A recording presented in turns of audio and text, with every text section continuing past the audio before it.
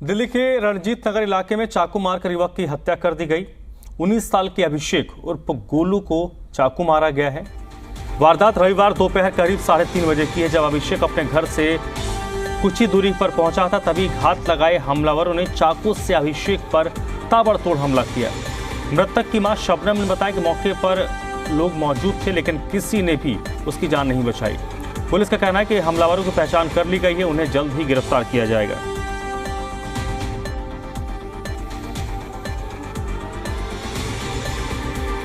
मेरे बच्चे के साथ जी मुझे नहीं मालूम, मैं सुबह काम पे चली गई थी।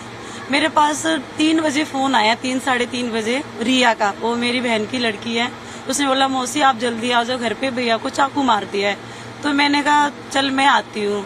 फिर उसके थोड़ी देर बाद फोन आया कि आप जल्दी आ जाओ। मैंने कहा ज्यादा मार दिया चाकू? उसने बोला कि हाँ आप जल्दी आ जाओ। फिर सबका फोन आने लग गया मेरे पास, और मुझे नहीं मालूम कि उसकी क्या लड़ाई थी, किससे क्या झगड़ा था, मुझे नहीं मालूम। इसके बारे में कुछ नहीं पता मुझे, और मैं ये चाहती हूँ कि जो मेरे बेटे को मारा उसको सजा मिलनी चाहिए। दिल्ली के रंजीत नगर इलाके में दिल दहला देने वाली वारदात सामने आई है, जहां 19 साल के अभिषेक उर्फ गोलू की चाकू मारकर हत्या कर दी गई। रविवार दोपहर करीब 3:30 बजे के आसपास का वक्त था, जब अभिषेक नाम का शख्स अपने घर से ही निकला था और यहाँ कुछ लोग मौजूद थे, और फिर अभिषेक पर ताबड़तोड़ चाकुओं से हमला किया जाता है। यहाँ जो लोकेशन आप देख रहे हैं, यहाँ पर दिल्ली पुलिस की जो क्राइम टीम है मौके पर पहुंची थी, इसको पूरा मार्क किया है। और यहाँ से करने के बाद में जब उसको चाकू मारा गया, तो यहाँ जो लोकेशन आप देख रहे हैं, यहाँ पर भी जो ब्लड के निशान हैं उनको आप देख रहे हैं। उनके जो गोलू के परिवार के लोग हैं उनमें गुस्सा है, क्योंकि ये जानकारी है कि कोई भी शख्स यहाँ पर गोलू को बचाने के लिए नहीं आया। उनकी जो माता जी हैं वो हमारे साथ हैं, इनसे बात करते हैं।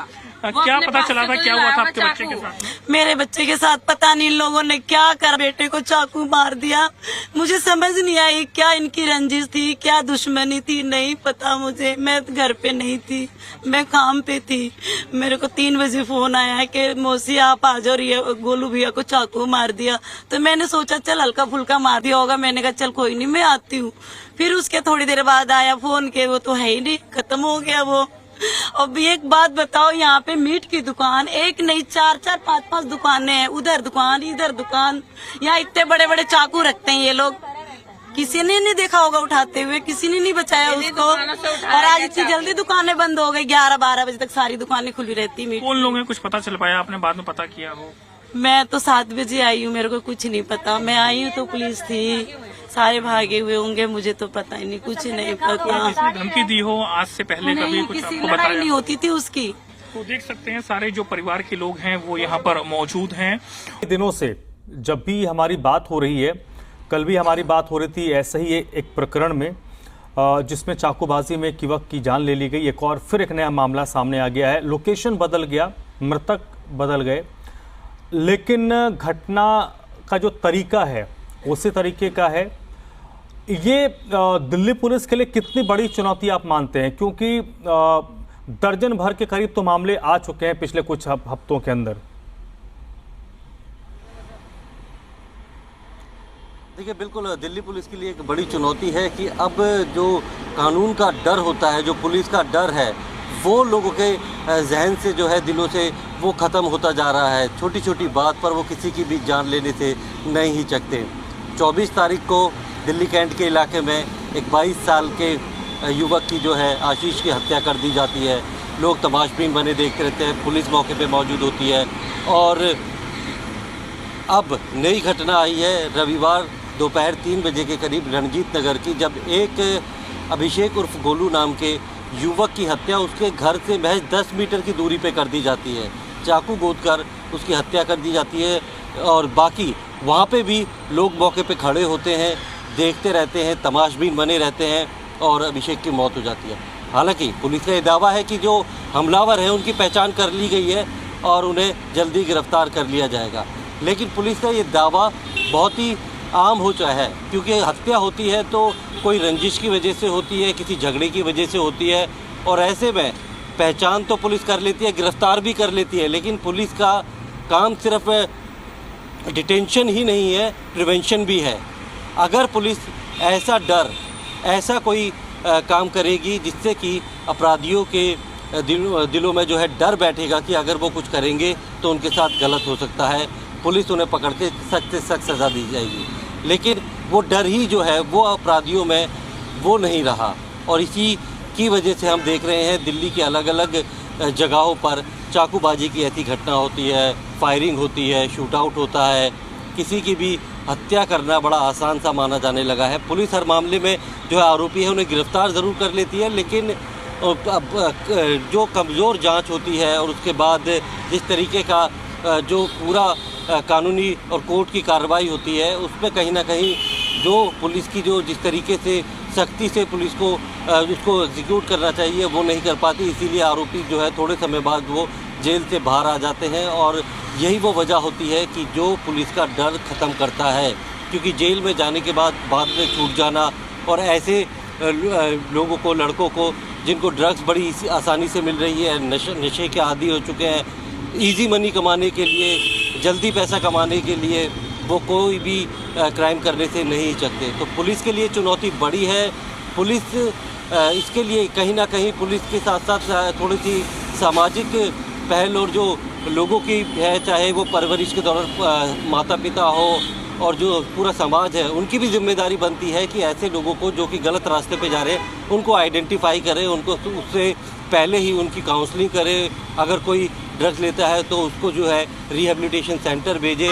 और क्योंकि क्राइम करने के पीछे जो है ना कई सारी ऐसी वजह होती है जब जो किसी भी युवक को जो है वो क्रिमिनल बनाती है, तो कलेक्टिव मेजर्स लेना पड़ेगा। लेकिन कहीं ना कहीं सबसे पहली जो पुलिस की जो ड्यूटी होती है वो लोगों की जान और माल की रक्षा करना, लेकिन पुलिस का जो डर है वही अब ऐसे बदमाशों के दिलों से जो है वो निकल चुका है। और यही एक वजह है कि आए दिन हम जो है चाकूबाजी की घटनाएं जो है वो देखते हैं। और उससे ज़्यादा शर्मनाक बात यह है कि जब इस तरीके की घटनाएं होती है तो मूक दर्शक बने लोग जो है वो वीडियो बना रहे होते हैं, देख रहे होते हैं, लेकिन ना तो कोई बचाने जाता है और घायल आदमी को ना हॉस्पिटल लेकर जाता है।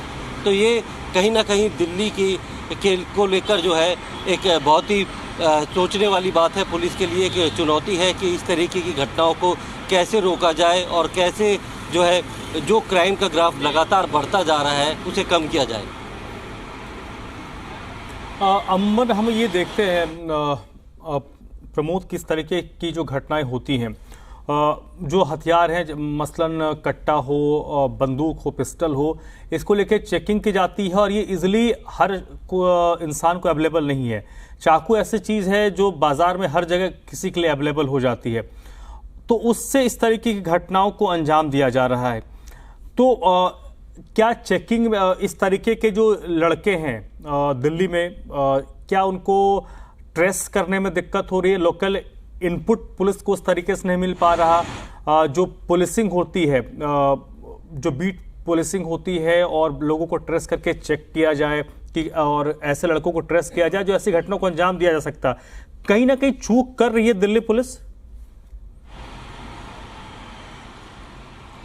देखिए, बिल्कुल इसके जो अगर हम देखें इस पूरी मामले को, पुलिसिंग को लेकर, उनकी बीट पुलिसिंग को लेकर, तो इसके दो पहलू हैं। एक पहलू ये है कि अगर पुलिस सख्ताई करती है, बीट कांस्टेबल सख्ताई करता है, उसे पता है कि इस इलाके का बैड कैरेक्टर या बीसी कौन है और कौन ऐसे लड़के हैं जो कि ड्रग्स के आदी हैं और वो ऐसा क्राइम कर सकते हैं, अगर वो उन्हें राह चलते रोकता है, उनकी तलाशी लेता है, उनके साथ सख्ती करता है, तो कई ऐसे वीडियो हैं वो बनाए जाते हैं और उसके बाद वो सोशल मीडिया पे अपलोड किए जाते हैं और पुलिस के रवैये को तानाशाही बताया जाता है। तो पुलिस भी कहीं ना कहीं बैकफुट पे रहती है, इसीलिए वो इस तरीके की जो सख्ती है वो नहीं करती है, जिसके बाद उसी का फ़ायदा उठाते हैं ऐसे जो असामाजिक तत्व होते हैं। चाकू बड़े आसानी से मिल जाता है, कहीं से भी मिल जाता है और उस चाकू से जो है इस तरीके की वारदातों को वो अंजाम देते हैं। पुलिस उसके बाद उन्हें गिरफ्तार करती है, उनको जेल भेजती है और कोशिश करती है कि ज़्यादा से ज़्यादा वक्त वो जेल के अंदर ही रहे, लेकिन एक वक्त के बाद उन्हें ज़मानत मिल जाती है, वो बाहर आ जाते हैं। तो पुलिस के लिए, पुलिसिंग के लिए दो अलग अलग पहलू है, लेकिन जिस तरीके से डर की बात करें तो ये एक डर है जो उत्तर प्रदेश में हमें देखने को मिला है, जहाँ पे क्राइम सबसे ज़्यादा होता था। जब दिल्ली से उत्तर प्रदेश जाने में डर लगता था, लेकिन अब उत्तर प्रदेश से दिल्ली आने में डर लगता है। लेकिन क्योंकि वहाँ का जो योगी मॉडल है, उन्होंने जिस तरीके से क्राइम को कंट्रोल करने के लिए तरीका अपनाया था कि जो बदमाश है, अगर